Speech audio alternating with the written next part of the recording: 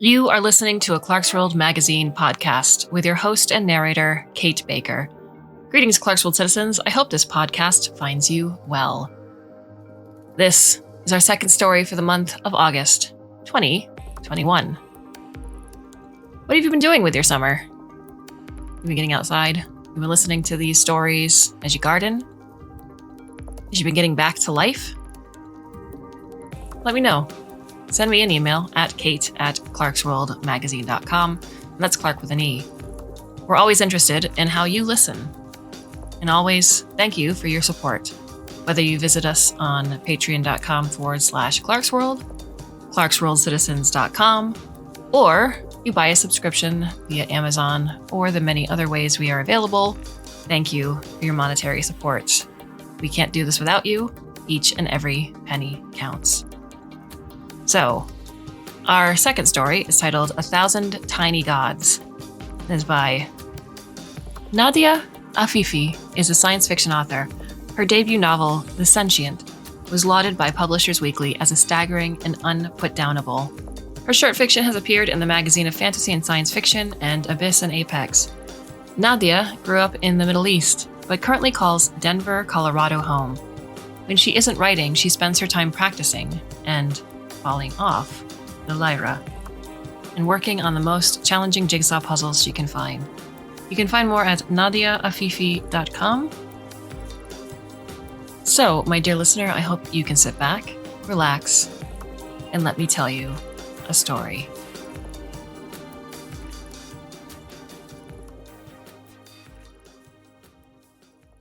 The minister's wife arrives at the Bahrain Ministry of Nanotechnology in a black limousine with dark tinted windows. She normally eschews the hijab, but today she's wrapped in a black abaya with full face covering, a useful method of concealing her identity without drawing attention from those who would question her presence here, of all places. Under her veil, her head turns left and right, scanning her surroundings before she gathers her skirts and strolls into the building.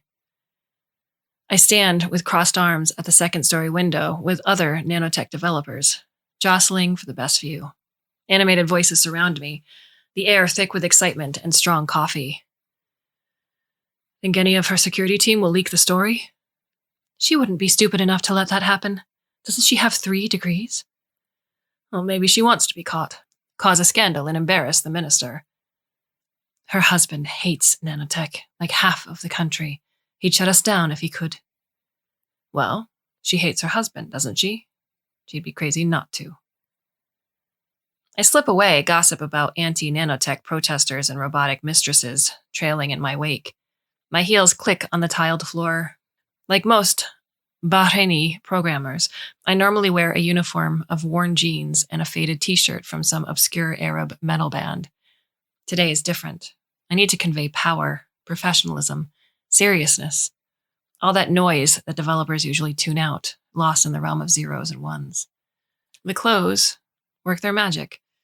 I feel different today. I began my morning with a run along the new elevated corniche on the western side of the island, watching the daily supercavitational shuttle to Saudi Arabia tear across the water. Ate a za'atar and olive oil manikish from the food stand in the lobby, put flavored hazelnut syrup in my coffee. Walked to work, taking advantage of an unusual cold front. On hotter mornings, I swim in the canal that runs through the condos on the northern tip of Bahrain, reserved for government workers.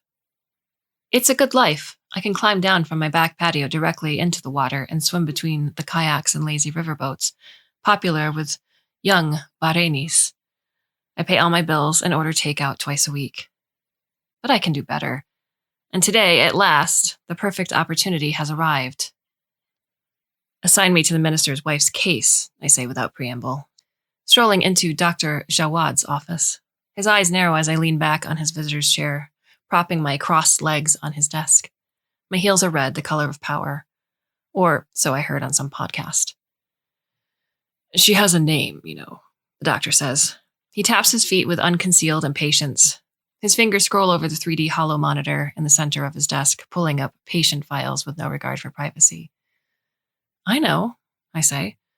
Mrs.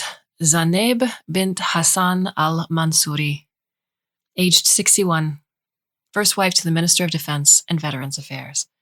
Worked for the same ministry after graduating from Cambridge. See, Doc, I can do basic research. And I can do more than basic programming. I've proven as much. As an added bonus, I'm the only woman on the team. And don't you think this case needs a woman's touch? This educated modern lady would probably be more encouraged to see a woman as one of the main faces handling her care, leading the team. It'll be great press. I deliver this pitch a little too fast, my nervousness getting the best of me, but I can see the grudging effect of my words on the senior doctor. He takes in my professional, well-tailored attire, perhaps mulling the optics of the situation, but he's not ready to concede yet. Aren't you the head of the cosmetics nanotech team, Manal? Dr. Jawad counters. I don't know what Mrs. Mansouri wants yet, but I suspect it's more than some skin treatments. Rumors are that she has cancer. Meaning I'm perfect for the job. I grab a donut, peppered with rainbow sprinkles, from the box on his desk and hide my irritation behind a hearty bite. It's been 2 years since I was moved from preventative medicine to cosmetic enhancements, but I still feel the sting, sharp like salty water on raw skin. It wasn't for lack of ability. I coded the main logic, with Dr. Jawad, no less, that allows the nanobots injected in a person's bloodstream to locate precancerous cells and transmit the findings back to a patient's medical record. Now, I program rules that help the region's aging rich preserve their vanity. Nanobots that attack fine lines beneath the skin or destroy follicles for unwanted body hair. The most useless service offered by the nanotech ministry and, of course, the most profitable. I can't prove it, but I'm sure they moved me for the same reason I'm going to be useful with the minister's wives now. I provide a friendly face for the mostly female clientele. Excuse me. An older woman stands at the doctor's door. Her graying hair is tied in an elegant bun, her ears adorned with simple pearls. Her hijab hangs around her shoulders, but she keeps her abaya on. She wears little makeup, a stark contrast to the minister's second wife, a model in her mid-30s with a rumored cocaine habit. It should be said that multiple wives are a rarity on the island, an eccentricity of the rich. People like the minister. Like a street cat on garbage pickup day, I move with lightning reflexes, uncrossing my legs and discarding the donut. Dr. Jawad rises to his feet with more polish and extends a hand. His other hand waves behind him, erasing the patient profiles hovering in the air over his desk. I brush sticky sugar from my fingertips onto my pant legs. Madam, Dr. Jawad says in an exaggerated, deferential tone, you are most welcome here. Is this office comfortable enough for you? We can close the door for privacy, but there are conference rooms open. This is fine, thank you. She sits down, an expensive handbag with some bland designer pattern draped over her lap like a shield. Her eyes dart between me and the doctor, soft and curious, and I fix a polite smile on my face. It only takes a sidelong glance at Dr. Jawad for the triumph to bubble in my chest. I've won, and we both know it. This is Manal Darwish, my senior developer, Dr. Jawad introduces me. I keep the smirk off my face, just barely, as she shakes my hand. We get down to business. Miss Mansouri speaks in dry, measured tones, addressing Dr. Jawad, and I equally. I understand that you have a current program, though unpopular, to use nanotechnology to search for early signs of cancer, she says. But do you have any technology to treat active cancer? I open my mouth to speak, but Dr. Jawad silences me with a warning glare. I lean back, picking at my chewed-down nails. He gives her the full story with his diplomatic but direct bedside manner, like the good doctor he is. Yes, we have the technology in a testable state, but no, we don't have a formal program to offer active cancer treatment. Lack of funding, you see, combined with public skepticism about having small robots the size of atoms travel through one's body, acting as they see fit. It's disconcerting and new for even us medical professionals, Dr. Jawad says. The nanotech robots are basically miniaturized nurses and doctors, microscopic colleagues they can't see or converse with. Only you can talk to them, I chime in, through code. As a programmer, I'm a translator between medical experts like Dr. Jawad and the nanotechnology. He tells me what the nanobots should do, where in the body they should travel and what actions they should take, and I program the logic, test it, and optimize it. Mrs. Mansouri nods with a satisfied smile. So you need sponsorship and a public endorsement of the program, she said. And I happen to need treatment. I assume you've reviewed my medical record once I announced my intent to visit. I have an aggressive form of lung cancer. I've never touched a cigarette, not even in college, but my husband has the habit. Her mouth twitches and shadows cross her face. Such is life. The prognosis based on my current treatment is poor. It's time for me to seek more experimental options, and I'm ready to volunteer myself to your nanotechnology. I stare at her with an intensity that must unsettle her, but I can't help it. As the spouse of one of the island's most powerful government officials, her face is a famous one. But in person, she lacks the remoteness and the gloss of her public appearances. Though she is poised, even on the painful topic of her terminal illness, her intelligent eyes dance with mischief, the subtle curve of her mouth rich with secrets. Feet away from me, she transforms from a public figure into a person, and guilt tugs at me for my earlier, opportunistic comments to Dr. Jawad about her cancer. Next to me, Dr. Jawad's weathered features tighten in alarm. He fidgets with his stubby fingers, fumbling for the right words. Madam, I have to ask, he says. Your husband is not known for being supportive of our ministry's mission. He shares, at least publicly, the general populations of distrust for nanotechnology. Forgive me, but is he aware of your visit today? No, and he won't be aware of my subsequent appointments when my treatment begins, Mrs. Mansouri says. Her tone isn't angry, but there is an air of finality to her voice. Not yet, anyway. Don't worry about the politics, Doctor. I've spoken to your director, and he's aware of my intentions. In the end, this ministry will benefit from this step, if it's willing to stomach some short-term heartburn. Dr. Jawad and I exchange a glance. The opposition to nanotech in the country is both simple and complicated. It was pushed top-down by the government, and people don't trust the government. Given the island's history, there are good reasons for that distrust. Conspiracy theories spread like viruses through internet chat forums and social media, along with the island's coffee shops and bakeries. I've bitten my tongue more than once on my morning coffee runs, overhearing old couples discuss how the government's plotting to control minds or test new bioweapons. I itch to spin around, with my stained clothes and my messy hair, and ask if I look like an evil, bureaucratic mastermind. But I never do. It wouldn't make a difference. I can't change minds, but Mrs. Mansouri, beloved from the island's poorest villages to its wealthiest villas, is another story. Do you see them? Those two over there. They keep stealing glances at us. Dr. Jawad takes a nervous sip of his Heineken, eyes darting across the bar. Foam coats the bottom of his thick mustache. They're not security agents, I say in a light voice. How do you know? They don't have the look. That's the mark of the best agents, Dr. Jawad says, his voice laced with dark fatalism. They must be in the elite branch with the Ministry of Intelligence. What do they call them? The Phantoms? The defense minister can call in a favor from the Intelligence Bureau and get their best psychopaths on the case. Whisk me away in one of their black vans. We'll have the darker cells and the higher voltage cattle prods. I snort into my own beer. This is a ritual of Dr. Jawad's and mine. Not the paranoia, that's just his thing, but the end-of-week happy hour at Biblos, a trendy waterside bar near the ministry building. Even after my reassignment to cosmetics, we continue to meet here after work. I won't let a grievous betrayal get into the way of a cheap drink, or 5, and the poor man needs a night out once a week. He's a married man with 2 high school-aged daughters, so he doesn't get out much. This isn't a joke, Manal, he says with a sour look. If the minister gets word that we're in collusion with his popular first wife, one he's probably hoping will die off soon, we're going to be the ones who pay for it. Not the Minister of Science, not our director. They always go for the middle tier in the organization. You and I.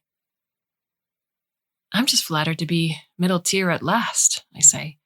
And I am, but it's more than the ego boost of a promotion. Lines of code and routines spin like whirling dervishes in my mind, strong enough to drown out the loud pop music in the bar and the hum of happy patrons. My fingers itched to pore over the documents Dr. Jawad gave me over the weekend to start wireframing the first prototype for the active cancer-fighting nanobots. When I studied programming years ago, I just wanted to get out my parents' house and earn some income. I never thought I'd be curing cancer with a side of political intrigue. Realizing that I won't indulge in his theatrics, Dr. Jawad stops talking and keeps drinking. We've been here before. Fights with the wife, work stresses, and general existential malaise. I've helped the good doctor through it all, to the point where my salary should include therapist's fees. Tonight, I help him into the tramcar that will take him into Sar village, his stretch of suburbia, and exit the station with a lightness to my step. Streaming lights pave my way home, reflecting onto the smooth, dark canal water. The air is crisp, the smell of shawarma and hashish smoke perfuming the streets as people gather on sidewalks and balconies, ringing in the weekend. I'll spend the night alone, lost in the world of machines smaller than the human eye can see, but drunk with possibility. We move quickly. It helps that I work day and night, pushing the developers assigned under me to do the same. We test after 2 weeks and deploy the first release into a cache of nanobots after 3. Miss Mansouri returns for her first injection days later. Since I'm not a medical professional, I have to paint the scene based on what my friends in nursing tell me. The minister's wife reclining on a medical bed, clutching an examining robe tight around her shoulders, while a monitor displays a live scan of her body. It contains many layers. Press one button to see the skeleton, another to display the circulatory system. Organs, tissue, bone, nerves, all visible with code. Imagine, then, a nurse tilting her chair back, telling her to relax. A syringe filled with liquid, and in the liquid thousands of microscopic machines, tiny gods powered by programming, ready to search for cancerous cells and attack soldiers on a hilly battlefield of blood and tissue. A needle pierces skin. The soldiers are released. Their path is tracked by a stream of blue light on the monitor, traveling through blood across the body, while separate clusters of blue seep into muscle tissue, all of them on a journey to the lungs, where the cancer rages. Mrs. Mansouri returns for checkup, visits, and tests. I'm getting my usual coffee and manikish breakfast on the ministry's lobby floor one morning, sinking my teeth into that blissful mix of bread and za'atar. When she passes me, she pauses, recognizing me from that first visit. "How's the treatment going?" I ask in a chirpy, loud voice. I'm speaking to the minister's wife, and everyone within hearing range will know about it. "I'll know more today, but it looks like the tumor is shrinking," she beams, incoming sunlight from the windows emphasizing the laugh lines around her mouth. My energy has improved as well. Soon I'll be able to attend public events, God help us all. And on that note, tell me, Dr. Jawad mentioned that you're also familiar with nanotech that helps with physical appearances, yes? An hour later, we sit in a conference room, Mrs. Mansouri outlining her concerns. Dark circles under her eyes, wrinkles on her face, a lackluster shine to her hair. I chew my lip as I take notes, fighting the urge to tell her that she needs none of those things. If her husband wanted to take vacations with coked-out supermodels and have children with immature young women he could manipulate, that said nothing about her and everything about him. He had robot girlfriends, for heaven's sake. But I bite back my opinions, letting my pursed lips do the talking. I'm a public servant, as Dr. Jawad loves to remind me, and I'm not paid to opine. My concerns prove misplaced, however. Sitting in Biblos at the end of another week, I cackle into a plate of baba ganoush, earning scandalized stares around me as I watch Mrs. Mansouri on television over the bar. The Minister of Defense and Veterans Affairs is leading the opening ceremony for this year's Grand Prix, his first loyal wife at his side, waving to cheering crowds. She extends an elegant arm out to shake hands, while the minister's remains pressed at his side. His power is limited to his title. No one reaches for him, begging for a photograph or a smile. Several bar patrons gasp. Mrs. Mansouri, rumored to be sickly and dying, is radiant, glowing from within. literally within, as microscopic nanobots go to work on her skin with the same zeal as the cohort attacking her tumor. "It's wonderful to see you well, madam," a reporter says with breathless awe at the conclusion of the formal ceremony. A microphone drone hovers over the air between them. "How are you feeling?" "Wonderful and dissatisfied at once," she replies with a sparkling wink at the camera. "Wonderful that my cancer is retreating thanks to the incredible innovations at the Ministry of Nanotechnology. Without the diligence of their staff, I could have been in a hospital bed right now. They perform miracles. But dissatisfied that our nation's veterans, who I once served as a government employee myself, don't have access to the same treatments that I do. Many of them are suffering from similar cancers, having inhaled toxic chemicals from burn pits in the war. I hope the coming parliamentary session will debate the issue and approve funding to expand the nanotechnology program to extend this treatment to them. Those who wish to partake, of course." The camera shifts from her smiling face to linger on the Defense and Veterans Affairs Minister, her husband. His salt and pepper beard can't conceal the sickly pallor spreading across his face, the quiver of indignation under his mustache. He opens his mouth, but only sputtering sounds emerge. I laugh again, spewing a chewed carrot stick across the table. "This is it," Dr. Jawad says, gesturing to the bartender for another shot. "That cat's out of the bag, and now we go into a body bag." But the black vans with their secret agents don't come. Instead, we become busy. Public opinion shifts just enough, and politicians follow. Laws are passed and policies fly down from the ministry's top floor like hungry gulls over still water. The program expands. I write code for other types of cancer and different stages of illness. My development team stays late, missing family dinners and school plays. My nanobots become more intelligent and ruthless in their hunt for cancerous cells. I work late nights, back in my usual uniform of t-shirts and soft pants that accommodate the bloat from late-night pizza runs. The team eats more dinners in the office than at home, coding late into the night. On those late working sessions, energy crackles in the air between us, the kind of energy ignited by a shared purpose. The sense of doing something great. The entire team is invited to the Veterans Hospital on the southern tip of the island by Mrs. Mansouri. We board a bus with the energy of children on a field trip, eating sweets and taking pictures. The maglev highway gives way to older concrete streets, and then to gravel as we travel south. Flames pour out of active oil wells as we cross open desert, empty stretches of land that feel like they belong to another place and time. The hospital, like the military base, is at the edge of the island, out of the public's daily view. Easier to ignore, but not today. For once, cameras and eyes turn to the forgotten. We pass veterans in hospital beds, stopping to chat with several currently receiving the nanotech treatment. Several eyebrows raise when Mrs. Mansouri introduces me as a lead developer. The soldiers are trained well. They rearrange their faces into polite interest and shake my hand. I thank them for their service, and they thank me for mine. I see hollowed-out faces and inhale the sickly, sweet scent of antiseptic and decay, the smell of the dying. But I leave the hospital with a warmth in my cheeks. Even Dr. Jawad gets into the spirit of the day, although not without a bittersweet note. "It's a conflict of interest, don't you think?" he asked me in a low voice on the walk back to the shuttle. "Being both Minister of Defense and Veterans Affairs? One side is focused on creating soldiers, breaking people down into fighting machines, while the other side tries to put them back together again."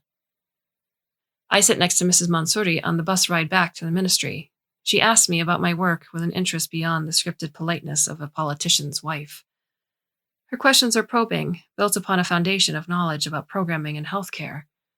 She speaks little herself, shifting the conversation toward her work with veterans.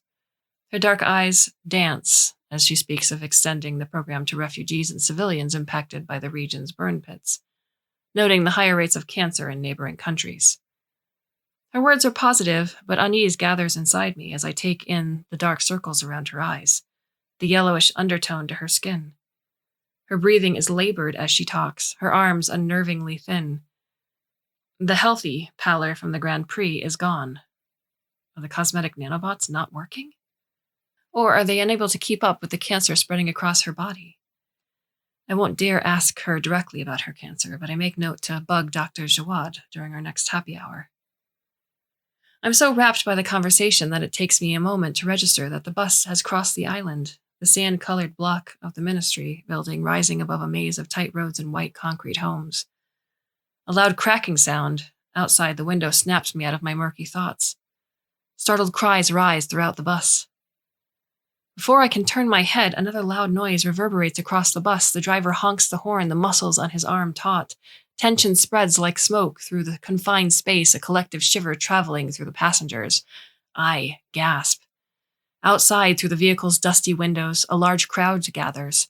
The driver honks again, struggling to keep the vehicle in forward motion, but there are too many bodies congealing the road, blocking the path to the ministry. A man lunges forward toward the front of the bus, hands slamming against the hood. What's happening? I gasp. Dread pools in my stomach, thick and heavy like tar. Through a choking surge of adrenaline, I force myself to look out the window in search of faces to understand. The protesters' expressions are tight with anger, all rigid limbs and focused eyes. I meet a young man's glare and turn away. Let's go, Dr. Jawad yells, rushing to the front of the bus. He claps the driver's shoulder before retreating under the cold scowl his behavior earns. Next to me, Mrs. Mansouri's shoulders tense, but she remains in her seat, her face inches away from the window. They're hired protesters, she says in a soft, wavering voice. Paid to cause trouble. Keep going. I draw in a sharp breath, flooded with doubt. Hired actors are a common accusation wielded by the region's politicians at any sign of opposition.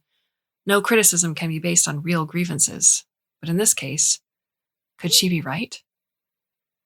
Either way, we have no other choice but to do as she says. We can't leave the bus, and we can't stay and be overrun. The bus advances at a crawling but steady pace, pushing through the crowd without running over feet. I grip the side of the seat, closing my eyes and drowning in the sound of my own pounding heart. I cling to the sensation of motion beneath me, of the engine rumbling forward. If it stops, my darkest thoughts scream at me. It's over. I jolt as warm fingers circle my wrist. Forcing my eyes open, I find the minister's wife patting my arm with a reassuring smile. Everything will be all right, she says. You'll see. This isn't your time. Or mine. I inhale audibly, looking back at the crowd smaller than it first appeared. The pounding on the sides of the bus sounds frightening, but half-hearted. Maybe she's right, and we're in the middle of theater. Terrifying theater. The bus pulls up to the ministry building in a plume of blue smoke. Security guards with bulletproof vests spill from the doors, firing canisters of tear gas into the crowd. We charge out of the bus and into the shelter of the building. I choke back a sob at the familiar mustiness of the gray lobby, with its food cart and fake plants. A headache creeps up the base of my neck, a release of tension. Nearby, several colleagues mutter prayers. Outside, the security guards get the upper hand, the crowd dissolving. A helicopter hovers over the scene. Mrs. Mansouri paces back and forth, fuming. This will be all over the media, she says to me. A dark glint shines in her eyes. International news, peddling a false story about this country. Do you know how many letters I've received in the last week from families who want their loved ones to receive this care? How many calls from charity groups around the island? But no, they'll only show this. They'll only tell one story about us. The one they always tell. She sways, pressing a hand against a nearby armchair to steady herself. Dr. Jawad, apoplectic with shock moments earlier, springs into action. Come lie down, he says, steering her toward the elevator. You're due for another scan. But alarm reverberates through my chest at the resignation on her face. She allows herself to be steered, but the fluorescent lighting overhead catches every line in her tired features, the dullness in her eyes. I call to her across the hallway. I'm coming out with an upgrade next month, I say. Heat spreads to my cheeks. I sound like a child showing off a crayon drawing. She turns to me with a sad, polite smile. Tell me, she says. Through the waning adrenaline, I muster some of my old confidence, the same confidence that made me prop my feet up on Dr. Jawad's shiny desk at the day I met her. Machine learning, I say. Instead of constantly reprogramming the nanobots to look for every new thing the doctors think of, we'll make them think for themselves. Get smarter, develop their own rules, and make their own decisions based on what they learn in a human body. It sounds scary, I know, but we'll test it and make it work. It's the future. Dr. Jawad shoots me a frustrated look, but Mrs. Mansouri's face beams. I'm sure it is, Manal, she says. You'll make many people's lives better and longer. She turns and follows Dr. Jawad into the elevator. Several weeks pass after the incident at the ministry. That's what we call it, the incident. We have no proof that the minister bribed a crowd to cause trouble, except that no similar protests followed, not in the impoverished villages around the island, not after Friday's sermons. The public, if the media was to be believed, is becoming cautiously receptive to the idea of nanotechnology after seeing the success in the Veterans Hospital. Positive stories and counter-arguments start to damper some of the conspiracy theories on chat rooms. But like anything new, many don't know what to think about nanotech, teetering between hope and fear. Its support will wax and wane like an evening tide. Mrs. Mansouri divorces the minister, or the minister divorces her. No one willing to go on record knows the exact details. Feverish gossip flies around the ministry at the news, accompanied by the terrible realization that Mrs. Mansouri, as a regular civilian, will no longer be able to receive treatment with us. The pilot doesn't yet extend that far, despite her best efforts. Anxiety gnaws at me from the inside, until I can no longer cope with the constant knots in my stomach. I go numb. I dissolve into a state of emotional permafrost, everything cold and distant. I go through the motions of daily life. I run in the morning, I eat breakfast, and my body stills for work meetings. But food tastes chalky on my tongue, and each day blends into the next, draped in a heavy, invisible fog.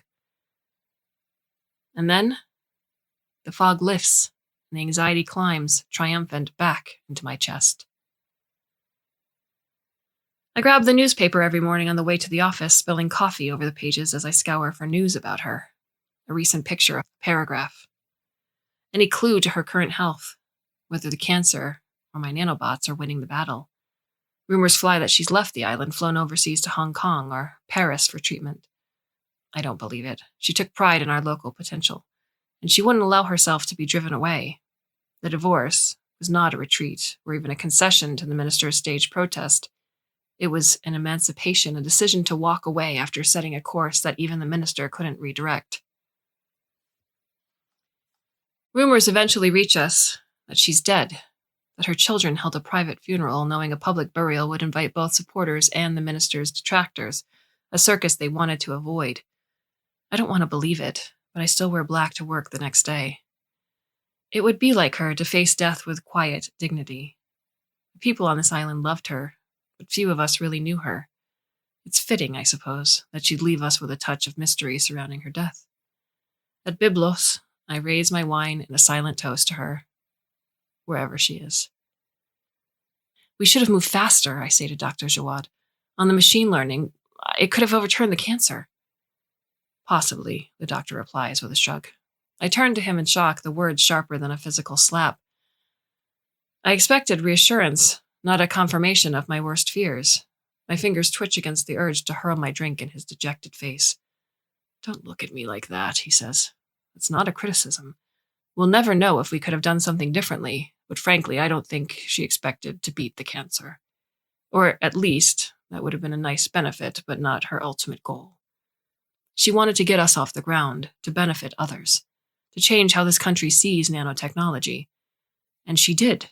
And maybe, just maybe, she also wanted to get a last dig at her useless husband, he adds with a sly wink. You're ridiculous, I say, but glance over my shoulder to see if anyone overheard our conversation. The incidents on the bus changed Dr. Jawad and me.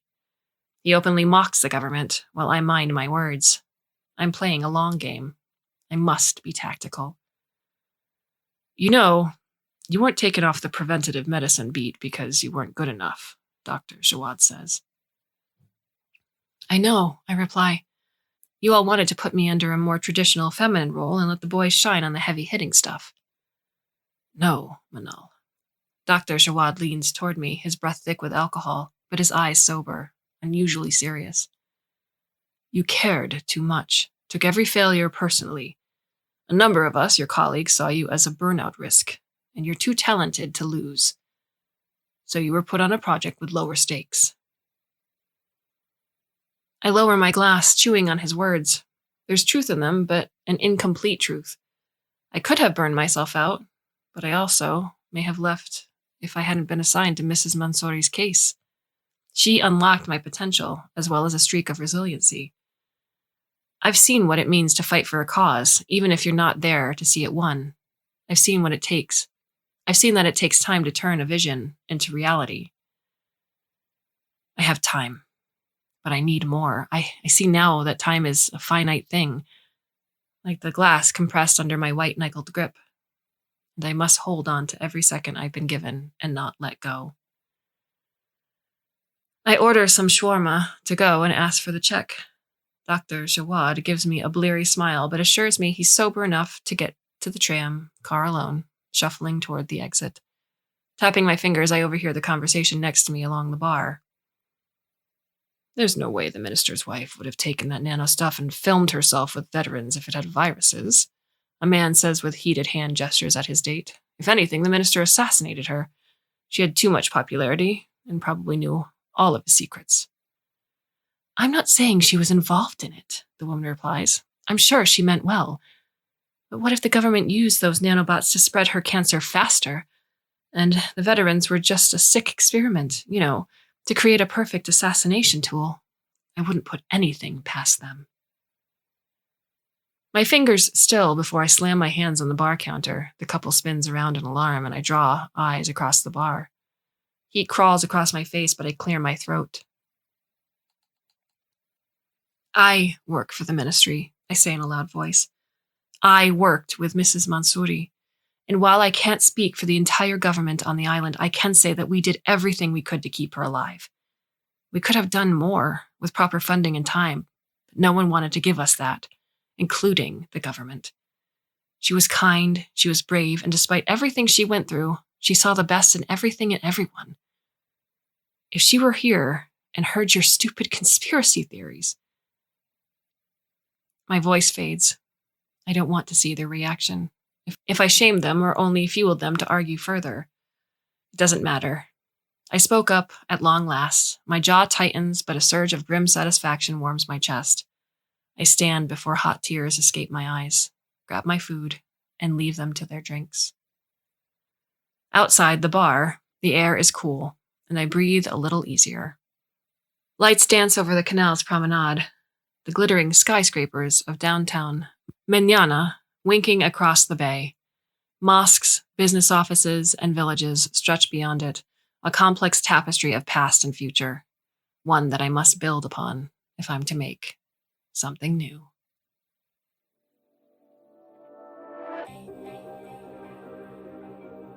And what are your thoughts on this story? You can leave us a comment, a question at the Clarkesworld Magazine podcast. Please send us an email. I'm Kate at clarkesworldmagazine.com or on Twitter, Kate_Baker. Please give us a follow. We have more stories coming to you for the month of August. I do hope you come back and listen, should you so choose. And that, my dear listener, is the end of our second story. So until then, I bid you a very fond and hopefully very temporary farewell.